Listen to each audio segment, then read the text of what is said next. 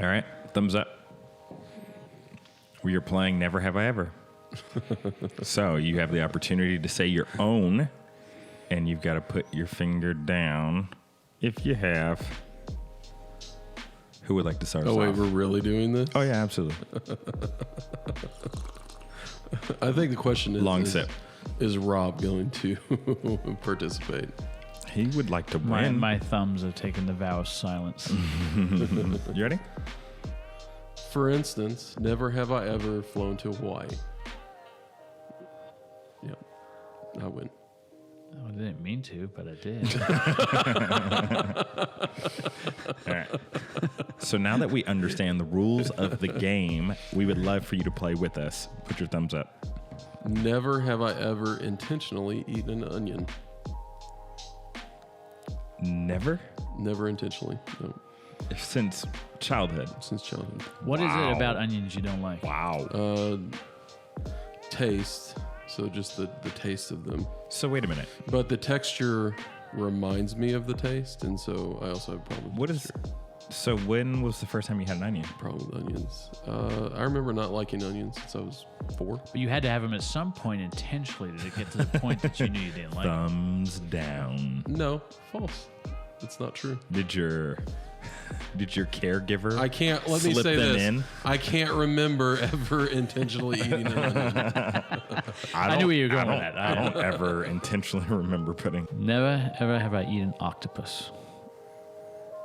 I need to phone a friend. You need to... Wait, what do I you need mean you to need to phone a friend? I don't know. Hey, Jess? Jess? Have I ever eaten octopus? Probably not. Thumbs up. This is going to be interesting. Never have I ever worn a two-piece bathing suit. What do you mean by two-piece? Two-piece. Two pieces. We're all men here. I'm just sync it out just to see if you were like challenged in your college days to put on a two-piece. Anybody? Not this Man, guy. it would have been funny. It would have been funny. All right. I'll get you both here. You guys' thumbs are going down. Never have I ever gotten a ticket. Oh yeah, I'm definitely going down. Hey, just to be clear. How's that true? By Just the to way, be clear. Never gotten a ticket. I've seen how you drive. How many tickets did you deserve in your lifetime? Apparently 0. Countless? There's 0 because I have none. Oh, you always drive the speed limit? Honestly, I try to go with the flow of the traffic. Which is no. Which in Texas, Which in Texas you're means not whatever driving you the want to speed go limit. with. But I figure if you're in the flow of traffic, you're pretty safe. So, Robert sounding like a politician. Little spin. I've only gotten one ticket. Dave? Oh my gosh. I think I got 3 or 4 tickets before I graduated college, and I haven't. That's not true. I've had one since then. So. You just got a ticket the other day. Oh, But you didn't get pulled over for it. no. It was a camera. It was fake ticket, not real ticket.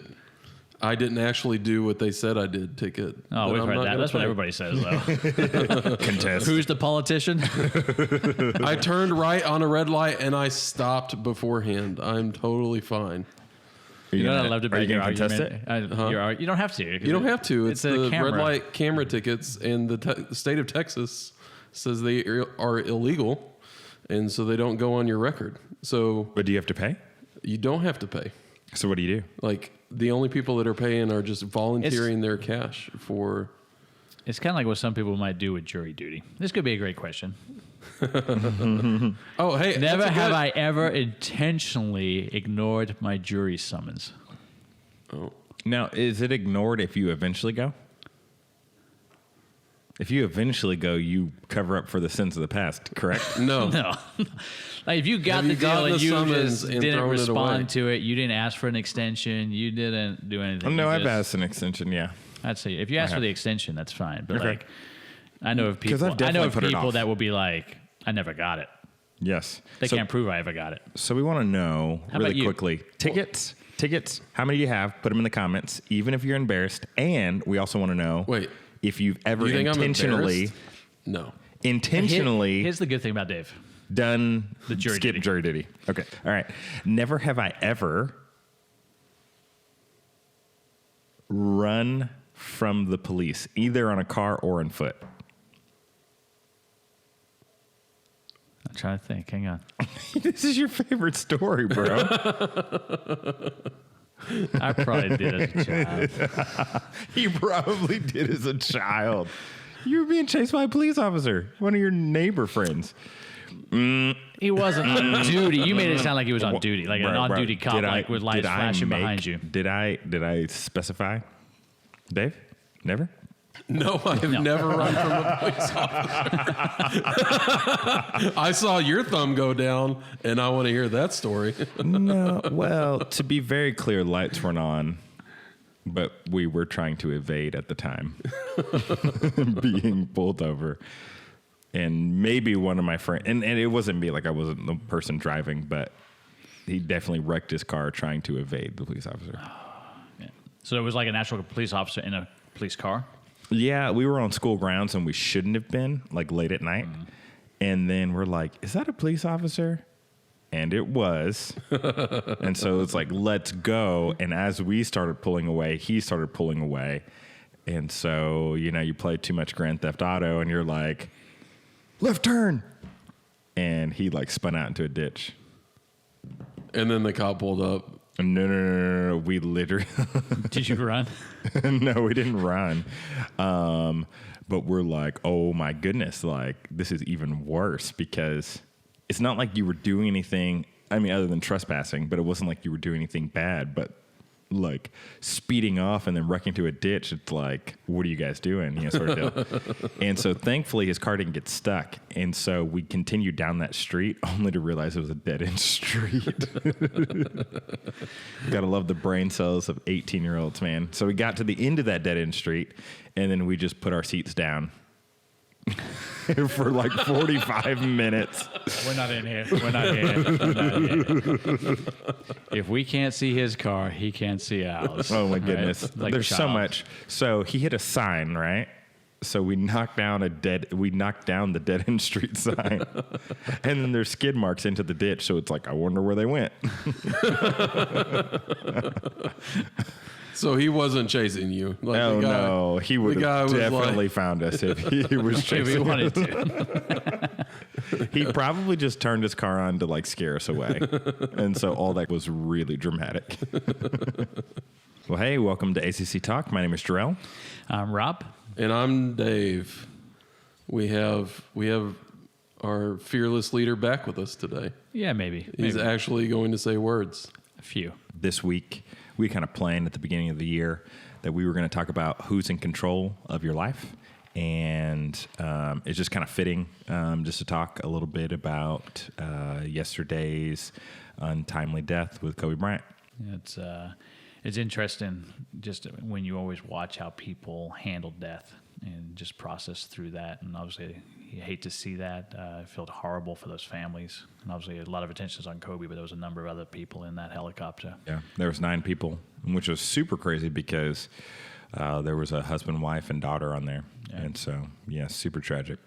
Because I kind of remember this like when Princess Diana died. Like it was just like 24/7 coverage. And I just remember kind of feeling devastated, not even knowing the person. Why do you guys think that this happens when there's someone that's like super famous that people kind of go through those emotions? I would say part of it's just that it reminds us all of our own mortality, Just the idea that if it happens to them, it can happen to us too. I think the fact that they were so young, you expect people to pass when they're older, and you're bummed, but it's not like, that's what happens. But when you don't expect a 41-year-old and his 13-year-old daughter to pass. Yeah. I think that's part of it. I think, too, people obviously make connections, with sports people. If you have a favorite sports team, you often talk about that team as my team. There's an association. And so with somebody like Kobe, who obviously was with one team for such a long period of time for his whole career, I think that you have a lot of people like that. And even if you didn't like the Lakers or don't like the Lakers, you still, the things he did in basketball are pretty amazing. And so I think a lot of people, maybe even young people, like you grow up like, oh, I want to play like Kobe, or I want to be his character on a video game. And so I think somehow we make these connections. And so then when that's the person who unfortunately passes away, all of a sudden it's like, well, that it feels like it hits maybe closer than it really is because of those kind of connections. And I think it just kind of makes everybody stop and think, well, wait a minute, it's not supposed to happen to that person. You hate to see it happen to anybody, but it just seems wrong, almost like that shouldn't happen. I think you were saying it. You figure somebody that's got the finances, obviously you're flying in a helicopter, like that shouldn't happen. It should be totally safe. It should be fine. And so I think that's where it really hits home. Like, wow, this could happen to anybody. Yeah, definitely. Yeah, I think the more that I think about it, I think I come to a place of like everybody has an appointment, with death. And I think it's one of those things that it really doesn't matter how famous you are, or how much money that you have, or how much influence that you have. It just kind of reminds you of how precious life is and how we ought to be spending it every day. I think it becomes really easy to get perspective out of whack when there's maybe quarreling between people or dissension between people and arguments and like, what do you think about this? Or what do you think about that? And I think you come to the end of the day and you realize how much your own children and how much your own parents and the people in your life, how much they mean to you above, the petty stuff. And I think that it just causes us to think about, how valuable life is. And I think particularly with Kobe Bryant, and something I've noticed is you've seen people talking about it, is just that there's probably a side of Kobe Bryant that most people just didn't see or know, but the people that were close to him and in media with him, in basketball with him, he'd left a legacy of some sort. People are really, really rocked by this. And so like Stephen A. Smith I heard on ESPN this morning, like could barely talk, like getting through all that stuff. And so just seeing, I think part of it is seeing other people deal with that. And I think, we have empathy for that as people are dealing with that loss. I think it just makes death real to people. And a lot of times we don't know how to handle it. We don't know how to walk through that. We don't know what that looks like. And especially if we don't have the hope of Christ and what that means in the eternal life, you don't know how to respond. Like, how do you? If you don't have that hope, where do you lean on? What do you go to in that time of need and hurting? And so I think it just, again, is that eye-opening piece that just kind of makes people maybe stop and think. Again, here's somebody you might thought was almost immortal. Nothing's bad's going to happen to this person. And boom, it does. Yeah, definitely. I think this is something that people struggle with quite a bit when we think about like fairness. Like you could say maybe 41's young, but you could say that maybe, hey, he lived a really full life. But when you think about the girls, the teenagers on there, it just becomes extremely difficult, especially when you think about your own kids.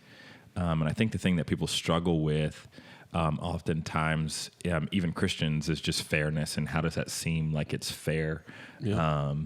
And, kind of going back to this whole topic of what we're going to talk about today of who's in control.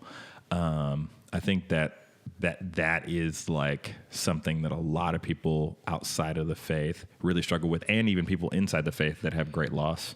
And so, I just want to get your ideas on that and how we can kind of deal with the idea of fairness, and then also deal with the idea of, when basically bad stuff happens to what we just perceive to be good people.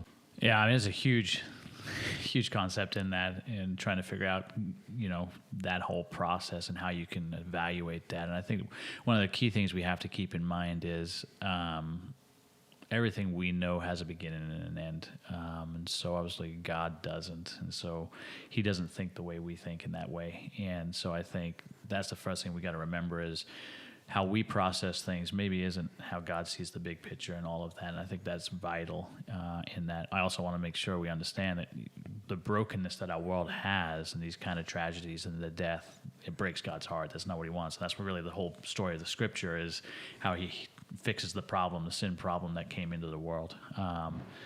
And so I think as you look at that, like you're saying, it seems unfair. And obviously you don't wish that, you don't pray for that, you don't hope that upon anybody. But in the scheme of it, God is in control, but we also live in a world where bad things happen because of sin. And so it's just this weird balance. And sometimes, it's why did God maybe prevent something but not another thing? We can't always figure that out. We are not going to necessarily know. It's kind of, you go into the scriptures and you look at Job, and his friends and him, they're asking all these questions, and it gets to the end and God's like, all right, time out, Job. Where were you when I created the heavens and the earth and everything? And he just kind of goes through it. Where were you when I created this and did this and this? And, Job's answer, I wasn't. I'm sorry. Who am I, in some sense, to speak into? We quickly want to judge and point the finger at God, and I think that's a very dangerous spot. I think the book of Job points that out to us, that God's very different than any human. Obviously, He's God, and so it's just kind of, and the toughest part of that is you got to kind of just trust, that God is in control, and it's hard to let go. I think one of my favorite things to rest on, and you kind of talked about a little bit, is this the idea that you can see in the Psalms that His thoughts are higher than ours. Like His thoughts are not our thoughts. And so when we see something that doesn't match up with our idea of what should happen, that we have to have trust. And I think that's part of where that faith comes in, that God has a better and bigger plan than we do, and that He sees the end. And just remind ourselves that we don't see the end. We don't know what it's going to look like. This thing that we're going through right now, this thing that we're experiencing, it's going to turn out. It might turn out great. It just doesn't feel like it right now. And so, just trusting that God has good for us in the end, even if that good comes at the very end, when we pass away and are with Him in heaven because we gave our lives to Christ. I think that is something we just have to trust.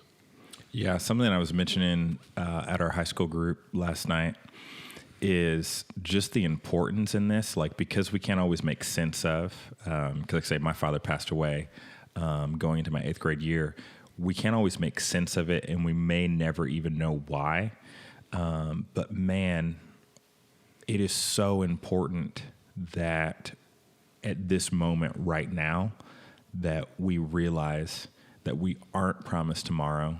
Therefore, we need to do what we are able to do, have faith and belief in Christ, while we have the opportunity to do so, and why that's just so important. I think what's so jarring about this particular situation is it's like we think, man, we have time to take care of that sin, or we have time to get over this habit or this addiction, because maybe your parents are still alive and they're in their 80s, and so therefore you do the mental math and you think, well, I should at least get somewhere around to my 80s. But the reality is man, there's a lot of older people in this world, and there's a lot of children, teenagers, young adults that pass away every single day. There is no guarantees based on averages and things like that. And so how important it is for us to make the decision today to follow Christ.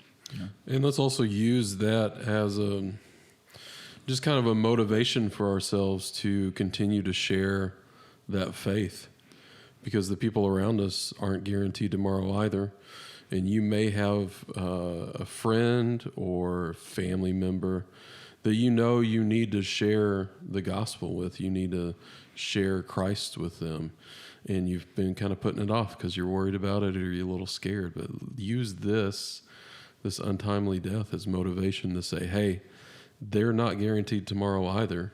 Mm-hmm. Let me take that moment and share with them about why I believe, why this is why I put my faith in Jesus. I would love for you to do the same. Yeah, I even think this morning as I was sat and took some time to pray, praying for the one that we talked about in this challenge series, who is that person or people that you're praying for? Is maybe with this event in the back of my mind, you kind of pray with a little more further. You really like a little more like passion in that, because again, we're not guaranteed tomorrow.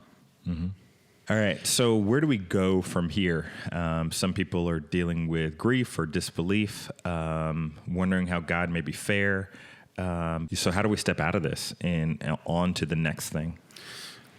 Honestly, I think the best way is just to take a moment and say, especially if we're talking about control, that I'm just going to give God control. I'm just going to give it all to him and allow him to set the direction of my life. And now we say that, but it's not like God is going to, we're not putting ourselves on autopilot and letting God just pilot and push us forward, because when we say that we're giving God control, what we're really saying is that we are now going to start making decisions that we know that God would want for us, even if we're afraid of them, even if we if we feel like that decision is going to make us uncomfortable, and just really saying that now I'm going to stop having kind of one foot in, one foot out, but I'm going to start making decisions, making choices, to kind of give my life to God and make those decisions as I know that he would want to make them. I think that's the best next step forward. That's really cool. I think something you said in there that really just kind of, just made me remember this statement. When a situation like this happens, I think you realize that you having control, you never really had control of your life. When you think about the particular make and model of that helicopter, it has a super safe track record.